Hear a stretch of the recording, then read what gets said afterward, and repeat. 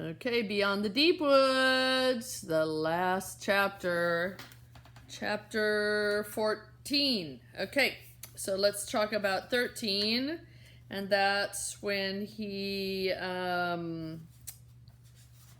woke up and he thought he was dreaming, and he was dreaming he was a sky pirate, and then he woke up and they'd left him.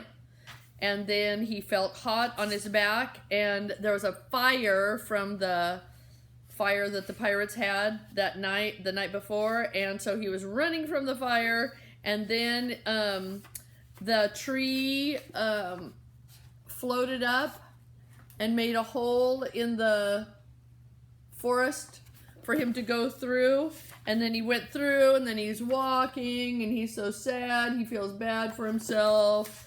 And then somebody says his name, and then it turns out to be the Glomglozer, who is talking to him and tricking him into taking his hand and telling him, it's so creepy, that he could be a Glomglozer too, and he could fit in, and he could like change shapes and be all these different people. But actually, Twig was realizing that he would still be not fit in. He would still be a part, but then he took his hand, but then he tried to pull it back and he couldn't, and then he fell off the edge. And the Glomglozer was laughing at him. Ha ha ha. Okay, Beyond the Deepwoods. Twig's head spun as he tumbled through the air. The uprush of wind set his clothes billowing and snatched his breath away. Over and over he rolled, and all the while the Glomglozer's cruel words echoed around and around his head. You are nothing. Nothing. It's not true, Twig howled. The side of the cliff blurred past him like a streak of smudged paint. All that searching, all the trials and tribulations, all the times he had thought he would never make it to the end of the Deepwoods alive, to find his long-lost father, only to lose him again, and then worst of all, to discover that the whole treacherous journey had been a part of a cruel and complicated game devised by the deceitful Glomglozer. It was so monstrously unfair. Tears welled in Twig's eyes.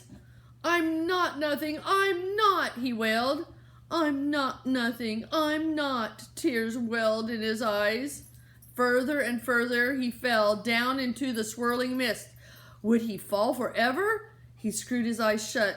You're a liar, Twig screamed back up to the top of the cliff. Liar, liar, liar. It's echoing.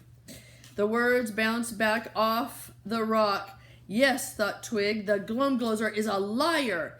It lied about everything, everything.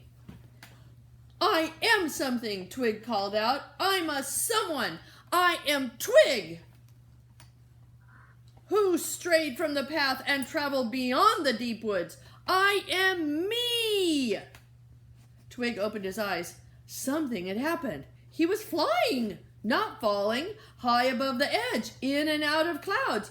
Am I dead? He wondered out loud. Not dead, replied a familiar voice. Far from it. You still have far to go. Caterbird?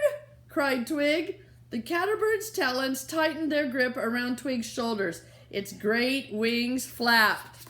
Oh, remember it said that it would save him?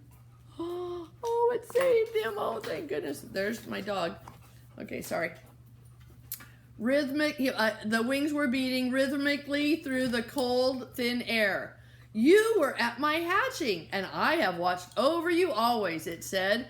Now you truly need me. Here I am. But where are we going? Asked Twig, who could see nothing but open sky.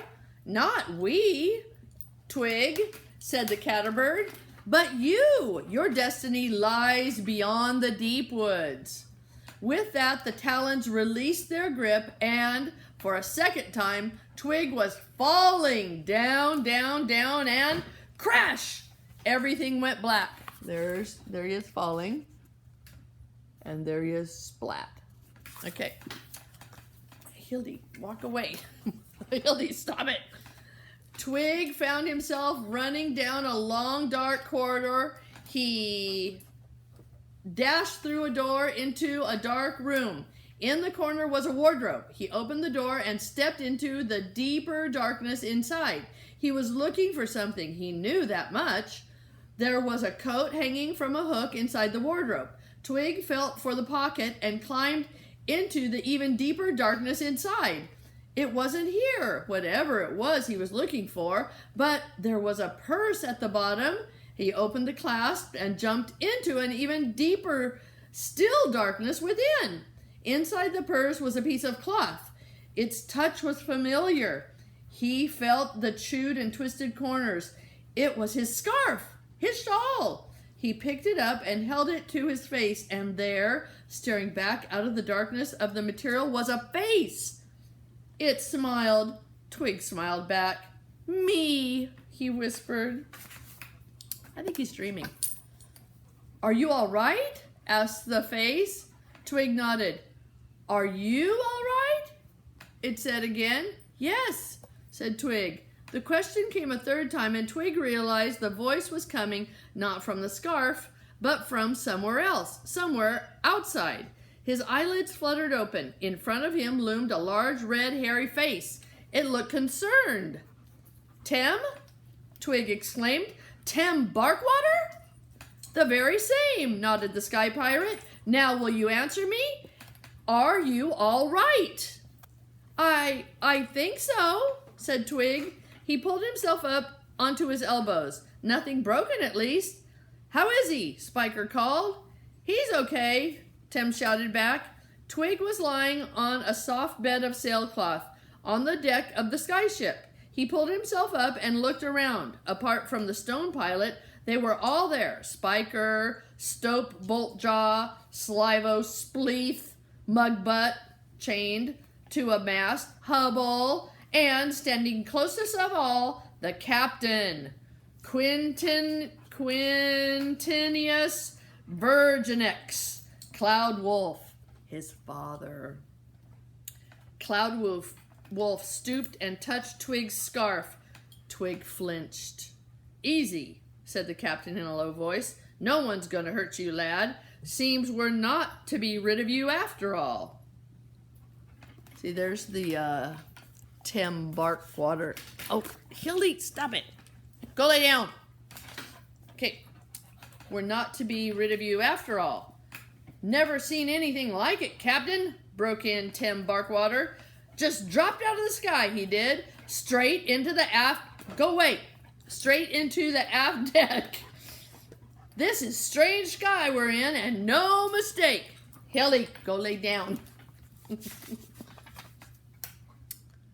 "Stop your chattering," the captain said harshly, "and get back to your posts, all of you. We must make Undertown by nightfall." The crew disappeared. "Not you," said the captain quietly, laying a hand on Twig's arm, as he, too, made to leave. Twig looked around. Why did you leave me?" he asked, his mouth dry, his voice cracking.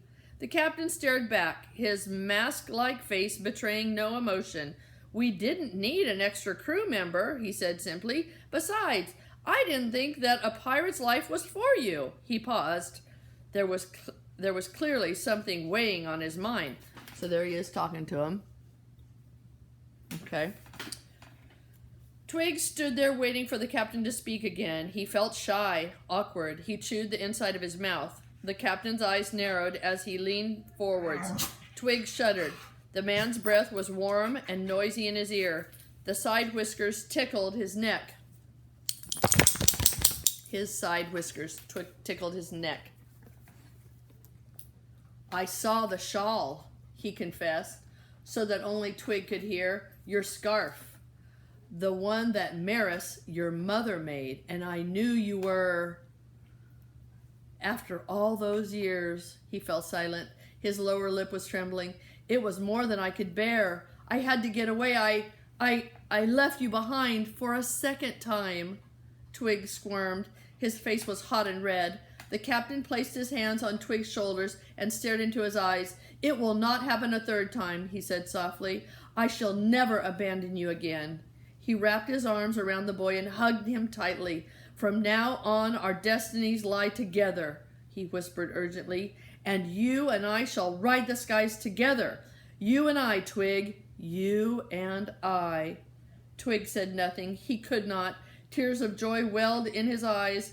His heart was beating, ready to burst. He had found his father after all. Oh, they're hugging.